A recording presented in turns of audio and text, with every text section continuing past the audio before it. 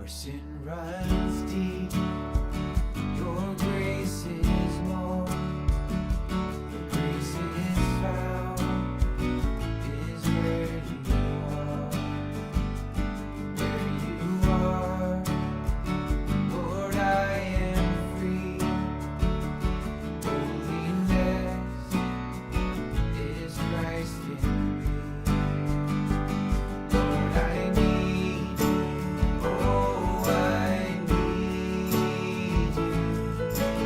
Every hour I need you. My one defense, my righteousness. Oh God, how I need you. Teach my song to rise to you when temptation comes my way. When I cannot stand, I'll fall on you. Jesus, you're my hope and stay. Lord, I need you. Oh, I need you. Every hour I need you. My one defense, my righteousness. Oh God, how I need you.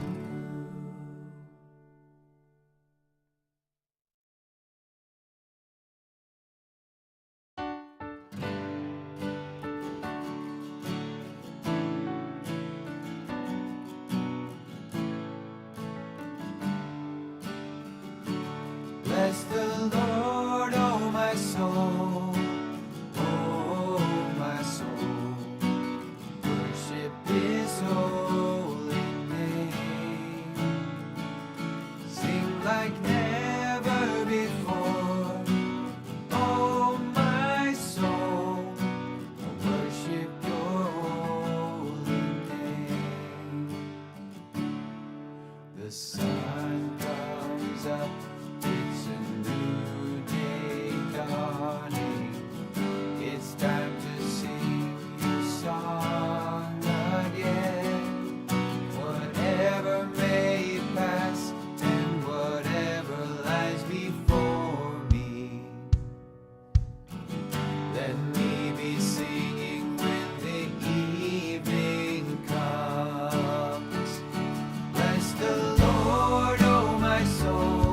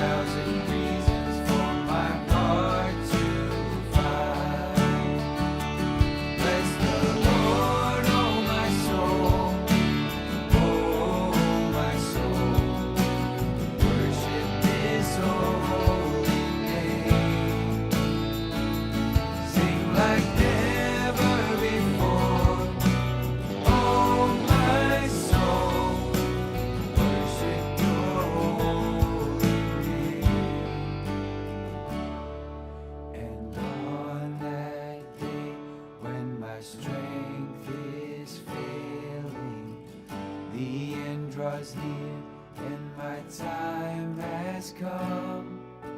Still my soul will sing your praise unending. 10,000 years and then forevermore.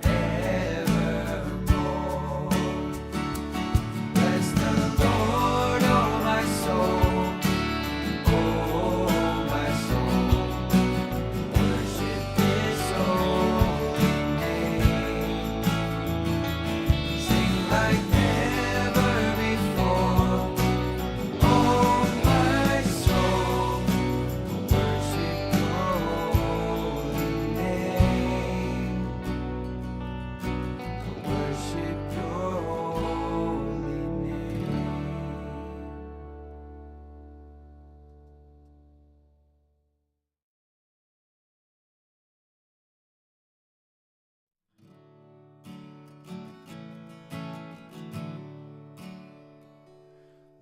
Lord, I come, I confess, bowing here, I find my rest.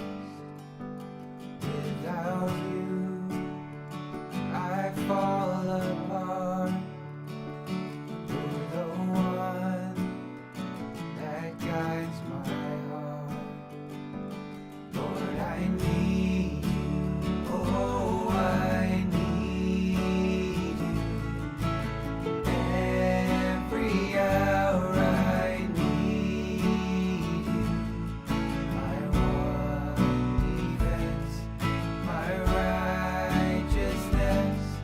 Oh God, how I need you. Where sin runs deep, your grace is more. Where grace is found is where you are.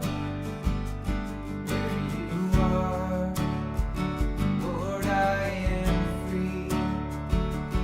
Holiness is Christ in me. Lord, I need you. Oh, I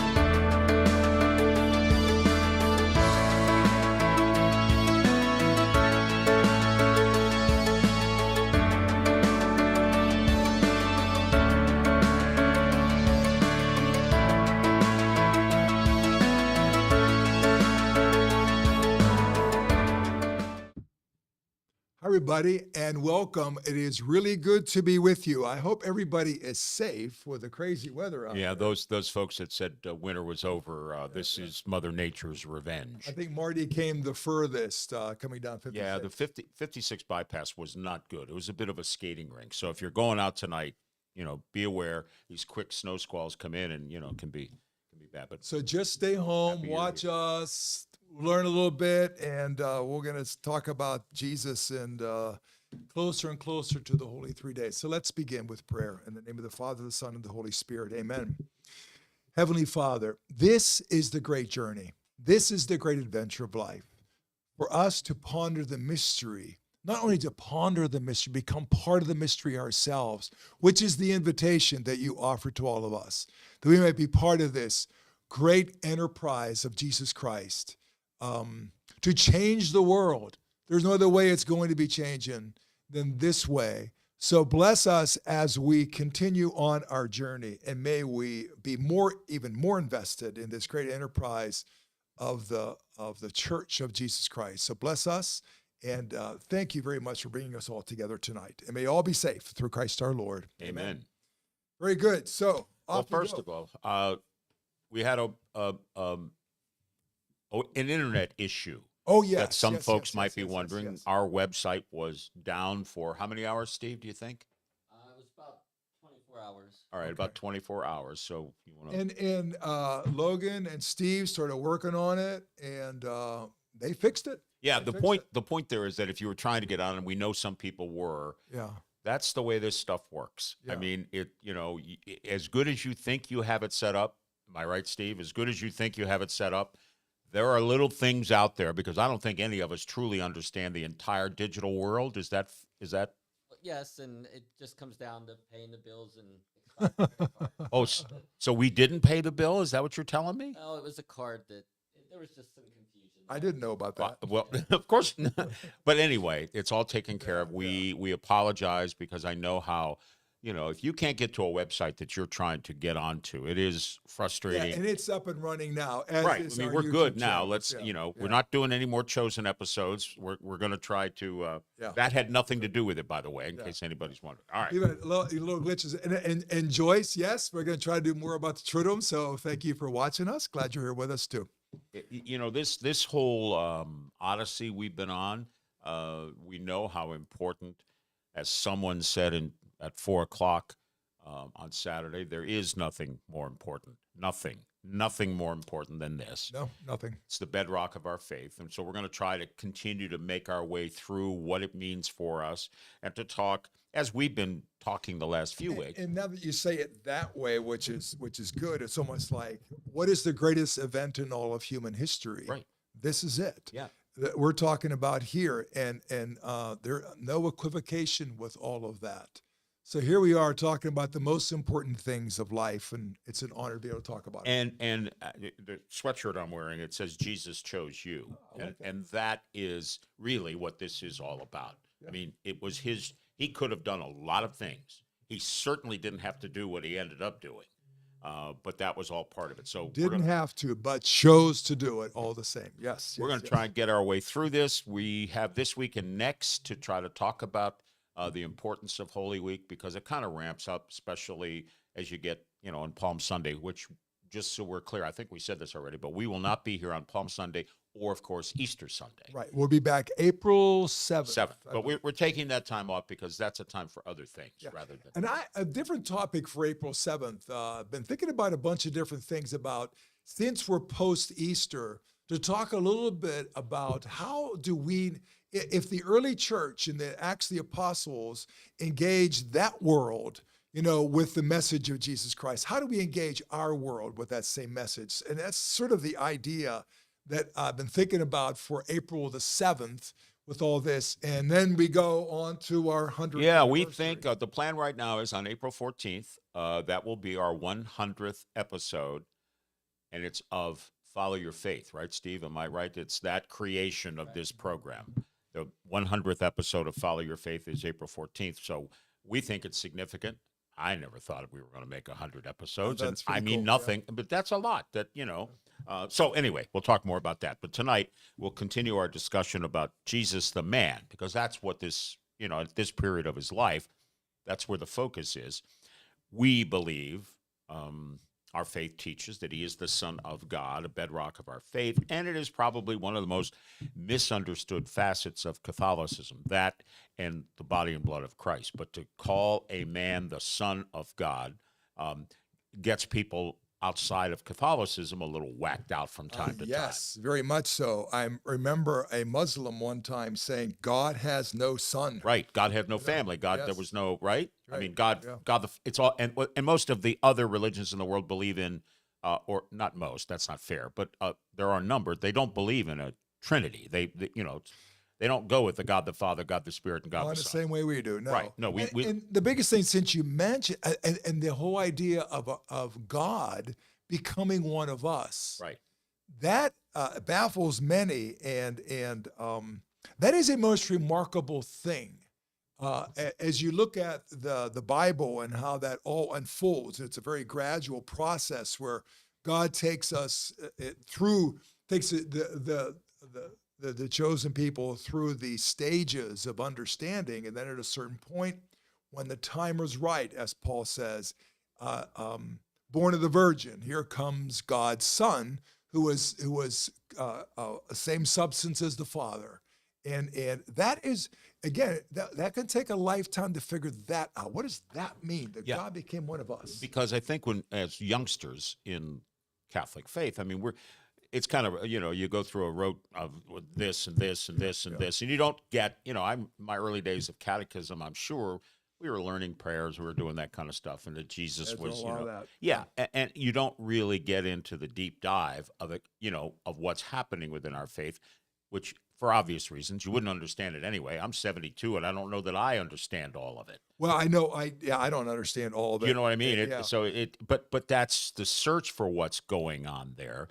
I mean, that's why I often ask you, is there historical, empirical evidence of this and this and this? Because that's what most people will say. Hey, you're just making that up. The one I hear all the time is, oh, by the way, we're going to help Jerry next year with daylight savings time. It's not my fault. My dog stole my watch, and I thought she had reset it. And then the GPS sent me the wrong way. And see, here's the thing, folks. someone We slaved thought the Jerry technology. wasn't okay. We were worried about him. Yeah, we're all worried We're all about worried him. about him. I And then he should've goes, just said "Oh, I it was is in time, isn't cardiac it?" arrest, and everybody would have felt better. That's right. And everything would have worked No, out in great. fact, well, we were already discussing. I said, we better not say anything about where he is because, Mary Kay might be watching. I said, what do you mean he's not there? Where is he? Yeah. So we're glad to see you. Yeah, I'm glad to be here. You I'm can sorry. take- I was working in my basement all Sure day. you were. No, it's a beautiful day because I didn't see my cell phone all day. Obviously, I was here for obviously. coffee And you shop don't have a between the lot to houses. do on Sundays. You have a little thing in the morning, but then Sunday evening. We've only been doing this for 100 episodes. Yeah, that's right. I just well, you haven't been for 100. It's so not easy being me. Okay. all right. Now that we've gotten that, But anyway, we should have moved the camera, Steve. We should have had his entrance. Back, Thing with my hair. Back we were talking about Yes, here's the thing yeah. that's interesting about this whole idea of a God man, that we actually believe in a God who actually has become one of us to be completely, totally invested in our world. Yeah. Could you ever really abide a God who is just somehow immune or somehow completely distanced himself from the human condition completely? Can you abide that? And many people who criticize God, many people that claim atheists that I have talked to says, how can God see the suffering of this world and not do something about that? How is that possible? Well, we don't have such a God. Our God is engaged with all this. He is totally invested, and he is doing something about it. He's doing the only thing you can do about all the different sufferings we have in the world. To look at Gaza and to look at different things. Everybody I talk to these days, different things, that comes up. Sure. Gaza and Ukraine always comes up. You're like, where are you, God, in all this? Well, if we just listen to him for 5 minutes, I think we would find the answers to these things, but we don't pay attention. Well, and there are people who want to blame God because, frankly, look, I've been there. Things have happened in my life, and I thought, really? Yeah, Well, sure. I thought all along that as I was doing certain things and what I believed in, and then where were you? I joke all the time, and I've told you this before. If the story of God only gives you what you can handle, and my health history, I've said, if I ever get face to face, which I'm not sure is going to happen, but that'll happen. No, That'll if I happen. get face to face, I'm going to sit down. I'm going to say, okay, we need to talk about this because you could have spread it out a little bit. But the point is that he doesn't make it happen. He doesn't, the 30,000 people that have lost their lives so far in Gaza, you cannot diminish that. That's, that's those were, if they were soldiers in a war, it would be bad enough, but they're civilians. there are men, women, and children. A number of children have died. And you can't say that God made that happen or let that happen. And if we allow God to break into that stuff, I think all of it could be very, very different. I think just briefly about that Christian principled prison. Now, I never heard of such a thing. Yeah, you were before. talking about that. You said Charles Colson was in it, right? Visited this place, but could you imagine if we and may I throw out another thing, if I may? I'm thinking about the Jason Everett thing. Now, it's all Jason Everett's going to do is he's going to talk Why don't about, you set the table for that for people who weren't in church and didn't hear what Jason Everett. Okay, he's going to be up at UPJ April the 8th. We're trying to invite everybody to go up there, especially our young people, and he's going to talk about chastity. He's going to talk about the theology of the body. He's going to talk about how you and I in our relationships can be healthy in those relationships of interpersonal ones, and including our sexuality and different things, and how we could be healthy in all that. And I'm thinking, I don't want to go hear that. I don't want to go hear that. I think, why not? And so if God has a plan for us, wouldn't I want to hear it? This plan that we have, which is kind of different from what the culture is doing. So God is invested. He is trying to be involved in all this. He's doing and I have to say that all of my pain and my anguish, my depression, all those different things in my life all happen because I'm going in the other direction from God. I'm not because I'm going toward God in some way. So he is invested. He has shown us a way. He is our model, and also he wants us to become part of a an intimacy, a relationship with him that begins to change us and make us happy as well. So anyway, a little bit about this Jesus being invested with all that. All right, So, it's kind of more setting of the table of what we want to talk about tonight. And again, this is the last weeks of Christ's life on earth. That's what we're all about. That's every year during this season of Lent. And as we approach Holy Week and the Holy 3 Days, that's what it's all about. And we've talked often about the Creed. And the Creed teaches Jesus Christ suffered under Pontius Pilate, was crucified, died, and was buried. So what's the importance of what we know as the Paschal mystery of Jesus? Why is that so important? I mean, it's such a why does it matter as much as it does within our faith? This is the redeeming event. This is the event. Now, Jesus being born doesn't really touch us. Jesus's life,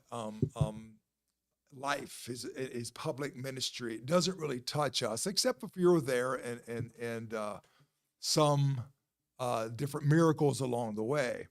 But it's whenever he suffered. And by the way, the Paschal mystery, passion, death, resurrection, ascension, Pentecost, all of that together is the great Paschal mystery, which comes from Jesus suffering and dying. He resurrects, which, by the way, again, doesn't touch me yet. He's resurrected. Where are the disciples whenever Jesus resurrects? They're in the upper room, locked doors there. Where are they during the ascension? Well, they're outside for that, but basically they're still hiding out. They thought if it happened to him, it's obviously can happen to us. And then comes Pentecost. Now the Spirit comes, breaks into our lives, and now we begin to be changed. This is the hope of the world. And so all of this together, this is not just a great event for us Christians or even for us Catholics. This is the great event for the world. This is everything. And so this is our only hope, folks. And if I may, for just a moment, I want to talk about, if I can, because your book, you're talking about suffered and died, or just suffered under Pontius Pilate, crucified, died, and was buried. Right. Now, this book, which I try to read usually around this time every year, The Crucifixion by Fleming Rutledge. Now, she says that given suffered under Pontius Pilate, crucified, died, is not, you cannot exhaust it with one theme. That there are many different motifs or themes to this, and all of them sort of play together. So if anybody sits down and say, well, this is what it is in like one sentence, she would say not. That somewhere along the way, this is something that is not, you cannot capture it with one idea or one thought, that it's something that is so big, so wide, that there are many themes to all this. Like, if I name a couple of them with all this. Now, first of all, she talks about the Passover Exodus theme. That somewhere along the way, Jesus is the new Passover, and the Exodus, the chosen people going through the Red Sea into the Promised Land. That's what we're doing in Pentecost, going through the Red Sea baptism, our baptism into the Promised Land. Second one, the theme is blood sacrifice. Why did it have to be blood? Right. Oh, the blood sacrifice. The third theme is the idea which we sang about in the closing hymn, I think, or the one for communion. The whole idea of Jesus is a ransom. And many people think that the ransom is paid to the devil. I read that. The ransom is paid to God because of his wrath. I read that. But the ransom really is our sins, that he paid for our sins. That's another theme of this passion of Jesus. Then the great Assis. Jesus takes on our guilt and our shame. In other words, we don't have to feel guilty. I was kind of talking about that today. We don't have to feel our guilt and our shame anymore with all this. Then another theme of the passion and death of Jesus is the apocalyptic war between good and evil, which we are fighting very much today, these days. Then the whole issue of Jesus descending into hell. Jesus didn't just die, he was dead, and he went into hell. He went into the abode of the dead, and he saved them there, too. That's another part of all this. Then the whole idea of substitution. He, again, this is a part of takes our place with our sinfulness, with all that. Then here's a very interesting one that we don't hear too much, but is one that's actually in the Catechism, is recapitulation. That you and I now are called to live a Christ-like life. You and I are called to enter into the mystery of Jesus' passion, death, and resurrection, and that occurs in our lives too. That we are all part of that too. The resurrection life in us now, we have the life, divine life inside of us. We begin to change, begin to be transformed. Recapitulation. It happened to him, now it's all supposed to happen to us. And all these themes are part of this whole mystery of the passion and death of Jesus. Now, she takes what? 400 pages to talk about all these different things. And so we just talked about them in about, 30 seconds or so. But basically, so it's inexhaustible what we're talking about here today with all this. Let's move back to the Catechism, which tells us from the beginning of Jesus' public ministry, there were certain Pharisees and partisans of Herod, together with priests and scribes, agreed together to destroy him. So, that was the plan. They had a plan. Once he started his public ministry, it didn't take long for both the Romans and the Jews to say, The leadership, the Jewish leadership. right? Yeah. The Jewish leadership to look at this guy and go, okay, we got a problem here, and the only reason that would have happened is because people were listening, right? I mean, I want to frame this like there have been throughout the history of the world, there have been street preachers all the time. Some Sure. that you would look at and go, okay, others, but whatever. I mean, they're there. They're out there. None of them ever had the impact that Jesus did, because he not only got people to start listening, but he riled up some pretty important people. Yeah, just as a quick aside, in John's gospel, you hear this during Holy Week every once in a while. In John's gospel, he says the Jews. Now, the thought is that John is anti-Semitic by doing that, and you're going to hear that as things unfold for Holy Week. But he's talking about the leadership, so we have to make sure that that's Well, he was trying to delineate Yeah. Romans, right? Yeah. Gentiles, Jews. Well, whatever. and also too, just so he's saying the leadership. So that's important for us to say that. Now, we are still involved. We're on page 147. We're moving along here, Yes. but paragraph 574 kind of talks about the different things that Jesus did that caused the big problems here. And it says, because of certain of his acts, that's what it says, expelling demons, forgiving sins, healing on the Sabbath, his novel interpretation of the prescription of the law regarding purity, his familiar, but by the way, it's purity of living the law. Jesus went back. He kind of like dismissed a lot of the oral traditions of the Pharisees that they had over and above the Torah, the 613 laws. And he went back to the original, and he kind of cut through a lot of that stuff that they were doing. So the law regarding purity, his familiarity with tax collectors and public sinners. I brought this up last week. There are those who believe this was the straw that broke the camel's back whenever he did that.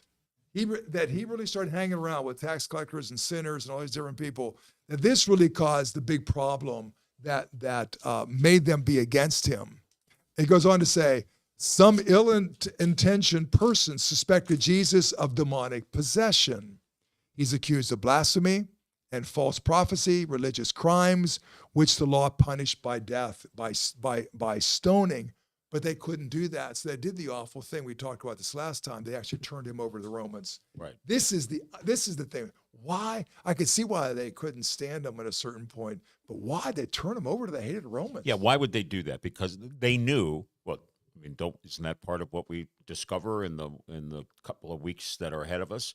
They turn him over to the Romans because they knew they couldn't do anything. They couldn't do anything to him. Yeah. Yeah, So- because it wouldn't have the impact. They would just say, why you. I don't ever, and maybe this is a bad time to do this, but I need help on this. I mean, we always hear that, and Pilate washed his hands and all that other. I mean, the Romans, why would they care? I mean, and how many people? It's not like there were hundreds of millions of people that were threatening to kick them out or whatever. I just thought that they kind of ran and hid a lot sooner than they needed to. Yeah, I think maybe their hand was forced Do you think? in all that. I mean, because, they're not, listen, the Romans, if anything, were very, very smart. They didn't get to where they were because they were dumb, right? Yeah. I mean, they were strategists. Strategists, sorry. They knew what they wanted to do and how to conquer and they did it really, really well. yeah. I mean, until the Roman Empire fell, they were one of the most, I mean, they still to this day, people point to the way they operated and the things they did. Why would they care about one itinerant street preacher? I think they would not have cared for him if the leadership of the Gentile Jews would not have forced him upon them. Pontius Pilate wanted to not get involved in all that. That's so But obvious, he could not. But they knew they also could not condemn someone to death And Well, that's a so good point. That's a good point. that's the way they went with the Romans. And Pilate, kind of, I think it's kind of funny. Some people I have read have said that Pilate, who seemed a little bit tentative, or I don't know, maybe this is a bad word, but maybe a little spineless in the whole thing. I don't know about that, but he seemed wishy-washy. Maybe I could say it that way. Mm-hmm. But they say that he wasn't that kind of a guy. He was pretty forceful, pretty direct. Right. So I think it's obvious that he didn't think that it was worth him getting involved. And he truly, when he said, what's he done? Yeah. I'll have him flogged for a while or whatever, because he's done something, but he really, you want to crucify over what? Yeah, that's it. But then again, I guess his hand was forced, and so life was cheap. And so, and as the governor of that area, the Roman governor of that area, he's thinking, I don't want him going to my superiors and say I'm weak and I couldn't handle That this. So kind he of did stuff, have to too. think about his own. Yes, Yeah, Jerry. which one of the Gospels did Pilate's wife had a dream and said, "Don't get I think that involved was with this I guy"? think it was Matthew's gospel Yeah. that said that. Yeah, and Yeah. if that really happened, that And that could was play into it. actually in the Chosen that they kind of mentioned that. But that was in Matthew's gospel, I believe. You can look it up, somebody. That Pilate's wife said he had dreams about this guy. Don't get involved with this guy. Well, Pilate didn't want to get involved with this guy. But Ultimately, whether you think that Pilate was, he's still responsible because he did hand him over. yeah. Oh, yeah. Oh, he yeah. could have, Oh, yeah. he could have, said, no, I'm not doing it. You deal with it, which he tried to say. And then they wanted to get up on him. And he said, fine, Right. do what you need to do. Right. There's a lot of times in the Catechism, and if you've read the Catechism, they have these little sections at the end of a lot of chapters. They're called in brief. Right. And I always wondered why they did that, because it's like, Summaries, the sort, yeah. I'm kind of going through it and I'm going, okay, then let me get to this in brief. And it kind of is like a little different. In fact, Father Mike, if you listen to Catechism of the Year, a lot of times he'll say, okay, I don't know why they wrote this way, but let's go through it. So anyway, in brief 619, Christ died for our sins in accordance with the Scriptures. Well, why is it so important for Jesus to live the words in Scripture that promised his trial, punishment, and death? Because it does. They forecast it, right? They said it was going to happen. Why was it so important for him to follow that? Well, what's going on there in that paragraph 619, Right. that quote right there is from Paul. And that quote is from 1 Corinthians chapter 15. And it's the first creedal statement. Okay. So what we're saying there about all that, number one, that this is historical, that something happened. Jesus Christ died for our sins in accordance with the Scriptures. And so this is an essential part of our faith. It's part of the initial creed in chapter 15 of 1 Corinthians. And second of all, they're saying that this is part of the tradition of the church already, that this is a historical fact, that this happened. And they're saying that this happened, and this is essential to that this is not something that was made up or something that's controversial. This is fact. This actually happened, and this is an essential part of what we believe as the light of faith. So this is an essential part to the creed. So that's why I think that in this 619, this is there, because they're saying that this is our faith right here with all this. In brief 622 and 623, Christ came to give his life as a ransom for many. The redemption won by Christ consists in this, that he came to give his life as a ransom for many. Again, he didn't have to do that. I still have that's always perplexed me. I understand that was the plan that his father told him about, but there were so many times he could have walked away. Could have walked away. But if there was a different way of redeeming us, you and I would not be sons and daughters of the Father. See, I think what that means, Jesus could have saved us, got to heaven, we become human beings, yada, yada. But the redemption that we're being offered is that you and I become everything by adoption that Jesus is by nature. In other words, we're called to be sons and daughters of the Father too. We're called to be divine too. Was it St. Athanasius who said, Jesus became like us so we could become like him? Or, and Linda, maybe you want to look this up for us, didn't Athanasius really say, we talked about this before, I think, God became man so man could become God? which meant that you and I then, not that we're going to have the same substance of the Father. I'm not saying that. We're saying that we are going to have the divine nature inside of us, that we are truly going to become children of God. So the redemption that's being offered is so remarkable, so profound, that it couldn't have been any other way than the way he did it. It had to be, he became human, so human beings can become gods. And I can put it that way. And Linda, you can look it up and give us the exact quote with all that. But I know it's in the Catechism too. That quote is, so that, does that make sense? It does. I don't know that it fully, because it's one of those mysteries that I guess they're designed to be mysteries, right? I mean, that we don't have to know Well, everything mystery about. meaning that we're always trying to penetrate it. Yeah, we're always trying to figure out exactly where with all the whys and wheres. And, Yeah, like I mentioned that the whole crucifixion is a plethora of motifs and images that we try to make. So we're not going to figure out the crucifixion. Nobody's going to, maybe somebody will, but nobody's going to, if Fleming Rutledge couldn't tell me, oh, this is what it is. It's just too big. It's too wide. It's too deep. It's a mystery in that sense. So we're always trying to penetrate it in that way. But anyway, I think the depth of the what does it say, Jerry? Yeah, Saint Athanasius. This is credited with that quote: "For the Son of God became man, so that we might become God." Okay. And also Matthew 27:19 is the verse about Pilate's wife. Oh, okay. All right, good. See, so I think since the redemption that's offered to us is so profound, it had to be this way. Had to be this way. you provided, and you said the folks in RCIA are very familiar with this. It's a Journey of Faith. It's a newsletter, and it deals a lot with this issue as the meaning of Holy Week, Lent, and what it all means, which is a lot of what we're going to talk about tonight comes out of this. And we know that we enter Holy Week Sunday, what is it, 24th, right? That's Palm Sunday. We know that day is when we begin commemorating the last week of Jesus' last week on earth. And it starts with this dramatic entrance of Christ into Jerusalem. There's so much symbolism there that I mean, we could probably do a whole show just on the symbolism of that one day. I mean, okay, so he didn't have to ride on a donkey, right? I mean, if he's the king of the Jews, why would he come in riding on a donkey? And we As considered an act of humility, I guess. do you know what I mean? I mean, the people there would it have been symbolic to them as much as it's symbolic to us? I mean, we get it right away that's what would you think the people who believed in this guy? Sorry, I'm not trying to diminish Jesus, but he was a man at that point. So he comes in on this, Still is.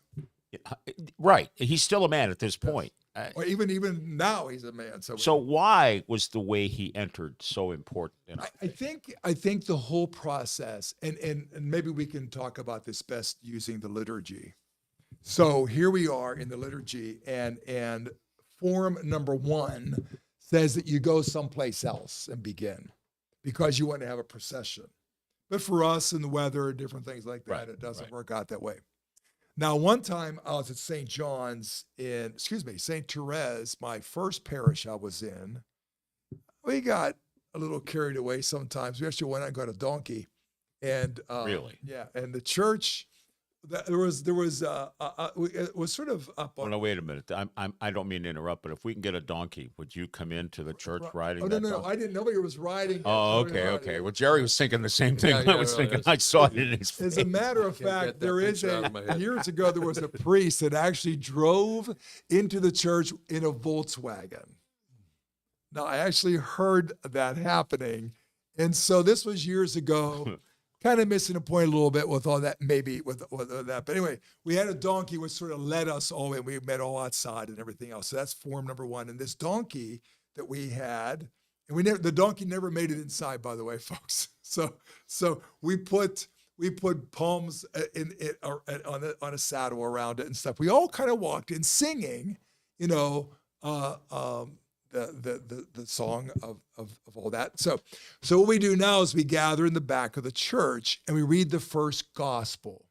Now, this week, if I may, the first gospel is from Mark with all this. So we're talking Palm Sunday. We're talking about Palm Sunday. Right. And I just want to make sure I got my right text here. It's Mark chapter 11, verses 1 through 10. I want to read to you starting with verse 7. and I'll kind of go from there. So they brought the colt to Jesus and put their cloaks over it. And by the way, this is right at the beginning of Mass. The Lord be with you. We're also with you. We bless all the palms that people have. People have their palms in their hands, and they have their hymn or their program in their hands, and they're listening to this gospel. And I'm just going to read this ending of it. Many people spread their cloaks on the road, and others spread leafy branches that they had cut from the fields. Those preceding him, as well as those following, kept crying, Hosanna, blessed is he who comes in the name of the Lord. Blessed is the kingdom of our father David that is to come, Hosanna in the highest. So we do that. So here comes Jesus into Jerusalem, and he comes as the Messiah, as they may have thought the Messiah. He comes in victory, in one sense, into Jerusalem. Now, the interesting thing here, it says, so they brought the colt to Jesus and they put the cloak over it. And many people spread their cloaks on the road. Now, there was no more important garment that you had but a cloak. Right. Why on earth would you allow a donkey to walk on your cloak? Because donkeys are going to do what donkeys do, right? Yeah. And when the roads were, they were muddy. I mean, we're not talking about streets, right? Right. They're all muddy, everything else. Why would they do that? And here's a question I want to ask everybody. If you and I had a similar situation, what would be similar to a cloak? Putting it, like if Jesus came in, let's suppose he came in on a Volkswagen.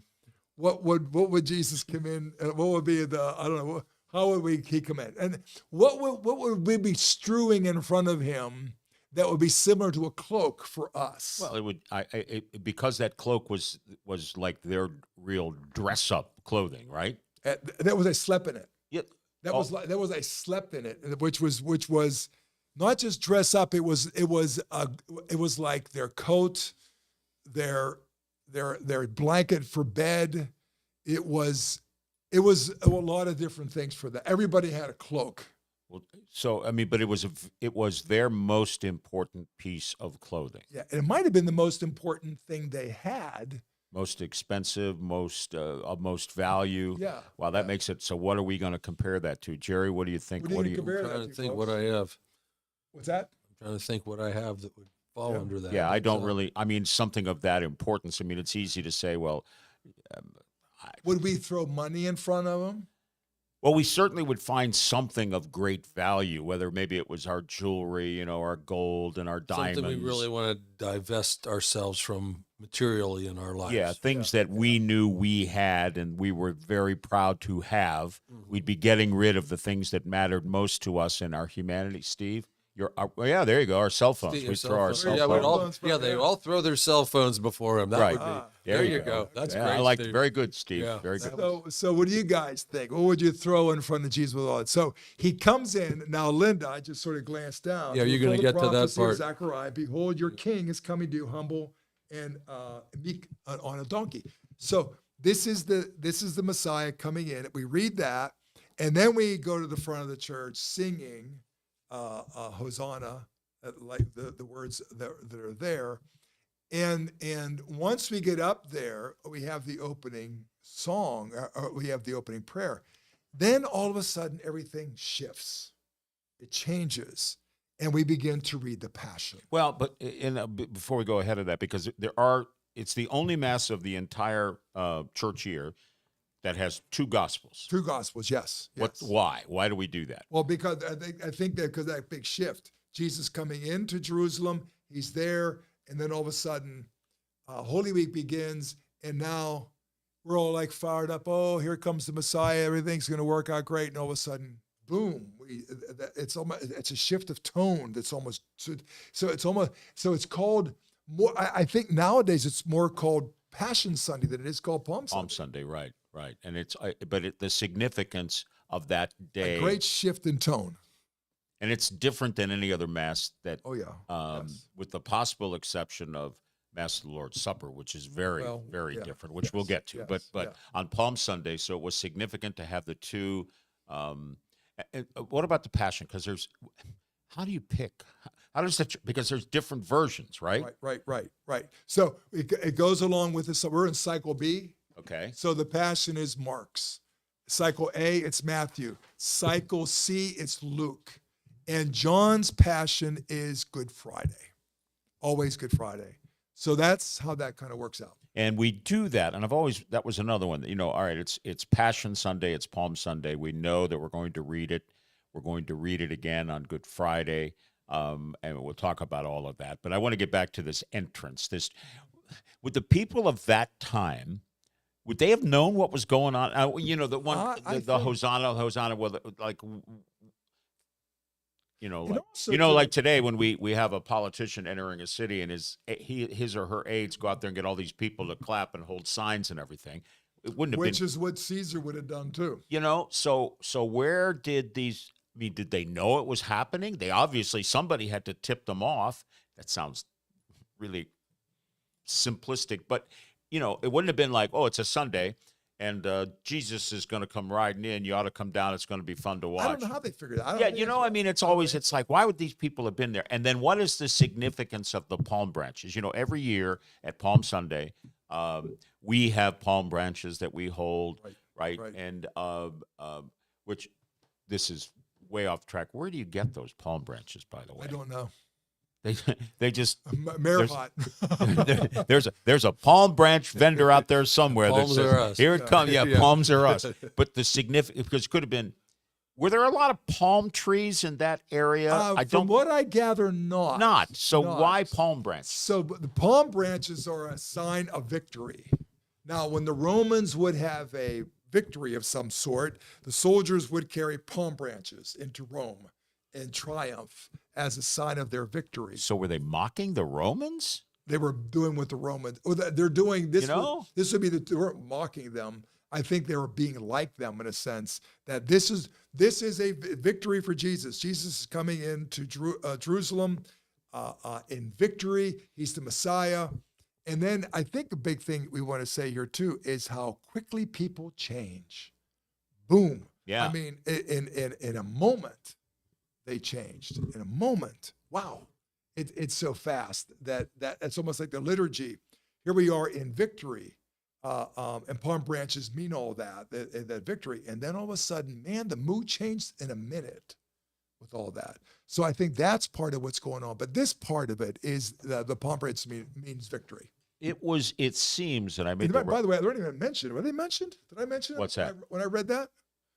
Were palm branches even mentioned? No, I don't think you got that far into it. You just went. They spread their cloaks in a road. Others spread leafy branches. Okay, leafy branch. Those are the palm. They cut from the fields. Okay. So, I mean, it seems in the telling of it like it is a theatrical production. I don't think there would have been, like, who would have organized it? And the interesting thing is you never hear about the apostles being involved in this at that juncture, right? You're right. Like, were they there? Were they leading the procession? Were they going around ginning up the crowd like, hey, you got to come here for this? Because, again, I can't imagine there would have been people just standing along the side of the road, but there must have been some importance to this event. Well, the word must have gotten out. Here comes our king. Just kind of you hit need me. to be This there. is before Passover. Yeah. It's right before Passover. Right. Maybe it was pretty populated at that time. It's always been And one of those like. Jesus was pretty well known at this point with all this. All right, in that journey of faith paper that we're using, the writer, there's a piece in there where the writer challenges us to imagine the scene of Jesus entering Jerusalem as if we are there.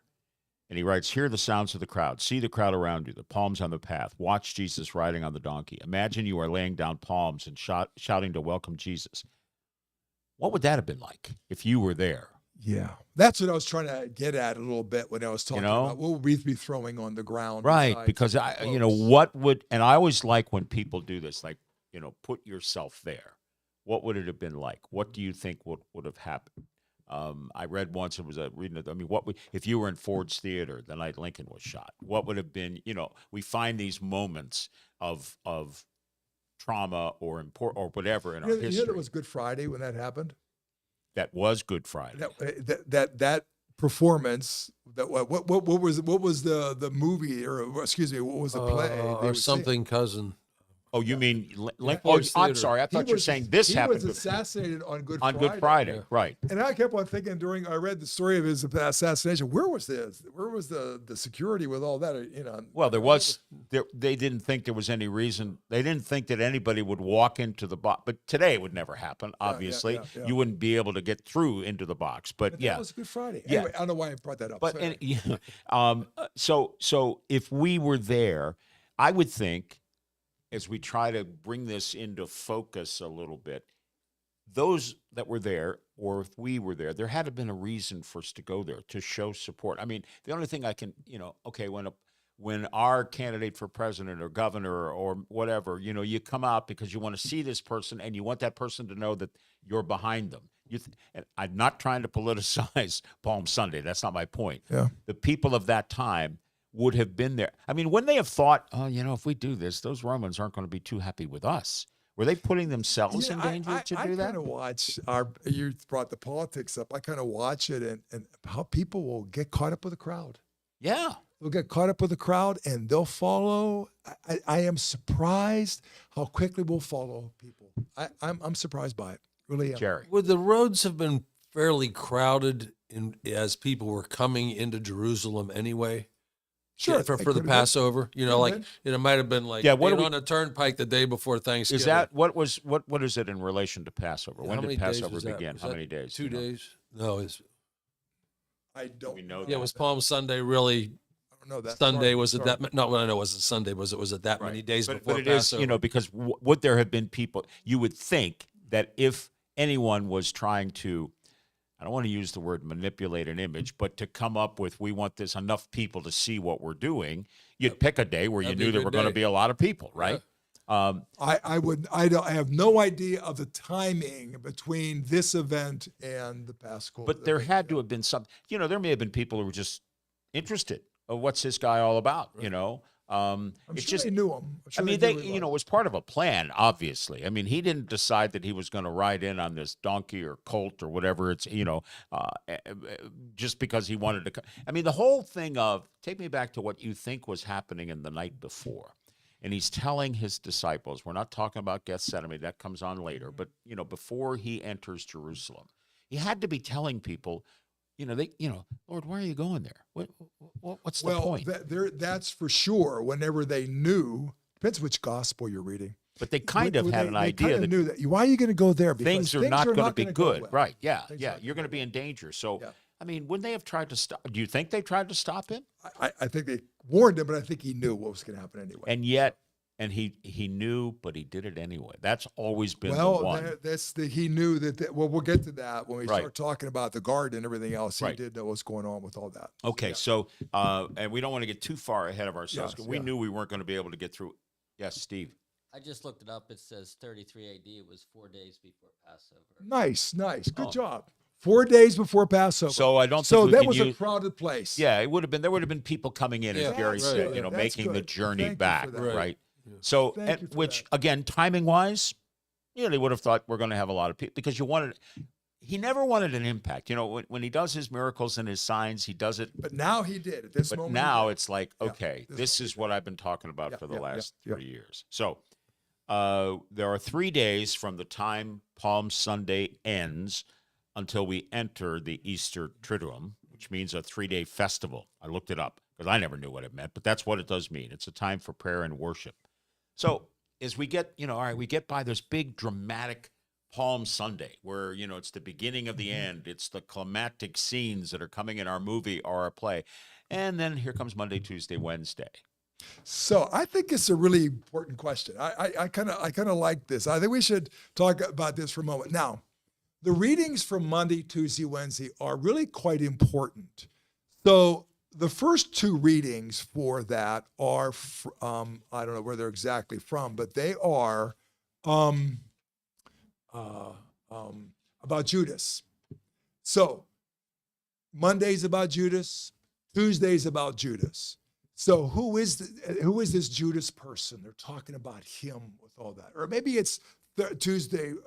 It's Tuesday, Wednesday. I was looking up this and I should have looked up a little bit more carefully which day is which. But And I crafted that because I'm thinking, okay, we have all this big, and then we have 3 days. Now, here is the gospel for one of these 3 days, and maybe someone could look up which this is John chapter 12.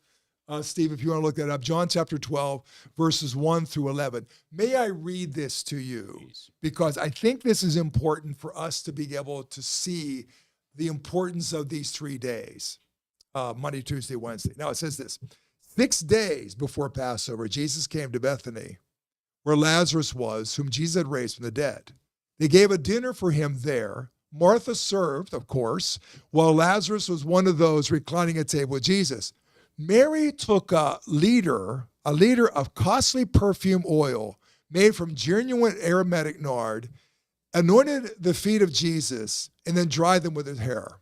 Can you imagine that scene for a moment? No, that one has You know, always struck me. I mean, It's just imagine that is, she's drying a liter of nard, and then she pours all over his feet, and then she was drying it with her hair. That's quite erotic to me.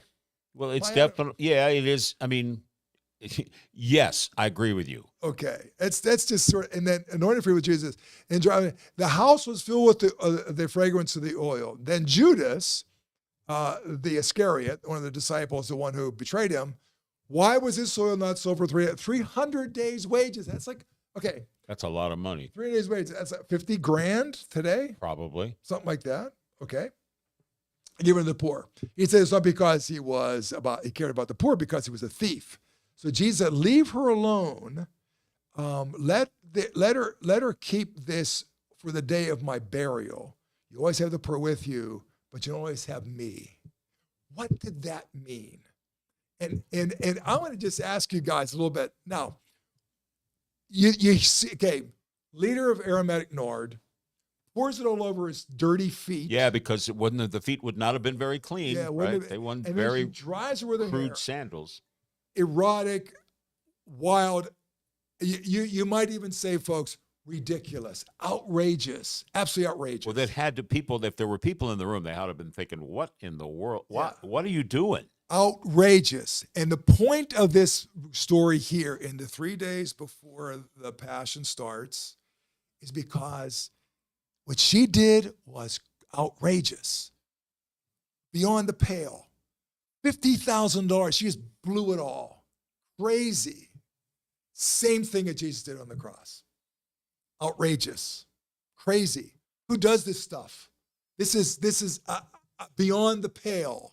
Why would anybody ever do such a thing? So this reading, as part of those 3 days, those 3 days are preparing us for this most outrageous thing in human history that's about to happen, that we are somehow going to try to really, really celebrate. And so the first reading for these 3 days is always, always, always the suffering servant songs. There's 4 of them. The first one, second one, third one, Monday, Tuesday, Wednesday. The 4th suffering servant song, the most critical of them, was on Good Friday. First reading of Good Friday.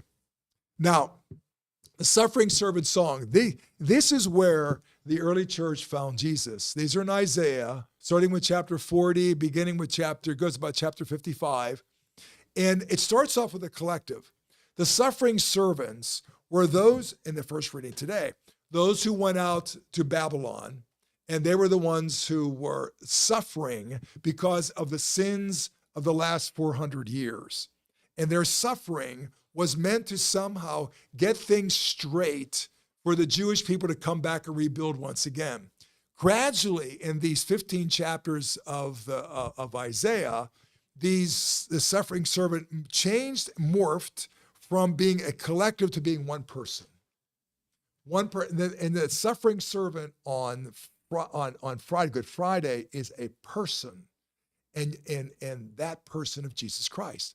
And so the suffering servant songs, plus this gospel that talks about who is this Jesus Christ, this Monday, Tuesday, Wednesday, in a way, prepare us for what's about to come on Thursday, which is Holy Thursday.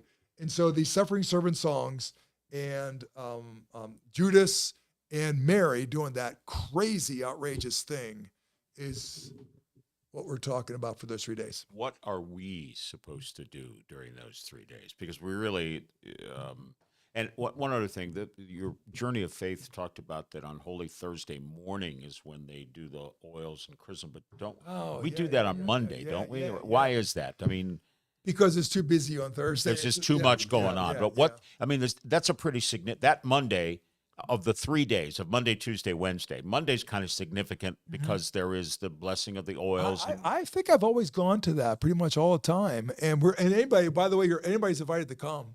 It's 11 o'clock mass up at the cathedral in Altoona. And you have representatives of the parish that have to be there to bring back the oil that you will use in the celebrations at the vigil. That's the first time they're used, right? Right. We present those oils on Holy Thursday. Or Holy Thursday, and then they're used. But my point is that there's something. So I guess, is it fair to say that there, this gap that the church decides to put in there, the Monday, Tuesday, Wednesday, that's not necessarily reflective of how things happen, because No. Because what would he have done for 3 days after he came into Jerusalem? He taught for a while. Did he? Yeah, he taught. So even then. Yeah. Even then. So and the Chrism Mass, real quickly, what happens is, first of all the priests are supposed to be there. So you said you might go? Is that what you just? Okay, I thought you said. I thought you had to be there, but I'm supposed to be there. I mean, I'm supposed to be there, all that. And so, just check your watch before you go, so you know. Make sure you're not late. Yeah, I know. So we priests all renew our promises that we made at our ordination. We make our promises again to continue the journey of being a priest. But I mean, you could, because it's the Last Supper, sort of. You could, well, yeah, which is the celebration of the how priesthood began. It begins on Holy Thursday. That would be our claim. Yes. Yeah. Yes. I mean, because but so I guess I've always wondered, like, we have this gap, and you kind of get charged up for Thursday because, and you talk about it all the time about why it's so important that, I mean, obviously there are going to be some people that aren't going to be able to do all 3 days. I mean, Friday being in the middle of the day for people who work. Now, when I was at St. John's in Altoona, we did Good Friday at 7 o'clock at night. Yeah, I've always wondered about that because, that maybe more people could be there. But at any rate, there are three. It's pretty crowded. Yeah, but yeah. I agree with you. Well, there'll still be a lot of people at 1 o'clock torn. on Friday, right? Yeah. I mean, it's just because you really hammer how important those days are. And then you do occasionally throw out that caveat that, look, I realize some of you have to work. Where else would you be? I mean, maybe you can't be at church, but so for sure you say, be here Holy Thursday. And I think the vigil is, I don't mean to diminish Easter Sunday, but the vigil is. And that is Easter par excellence. Yeah, it's the big one. Yeah, I mean, we all know it's the big one. The biggest of the big. I used to remember people would say to me, yeah, it's the one that's 3 hours long. And No, it's not 3 hours. But you know what I mean? It would be like, yeah, well, there's a lot going on. There's a lot to be there for. Boom, boom, boom. Right, it's going right. constantly. So, but yeah, the Good Friday thing, I always wonder why we didn't, can't we do it in the evening?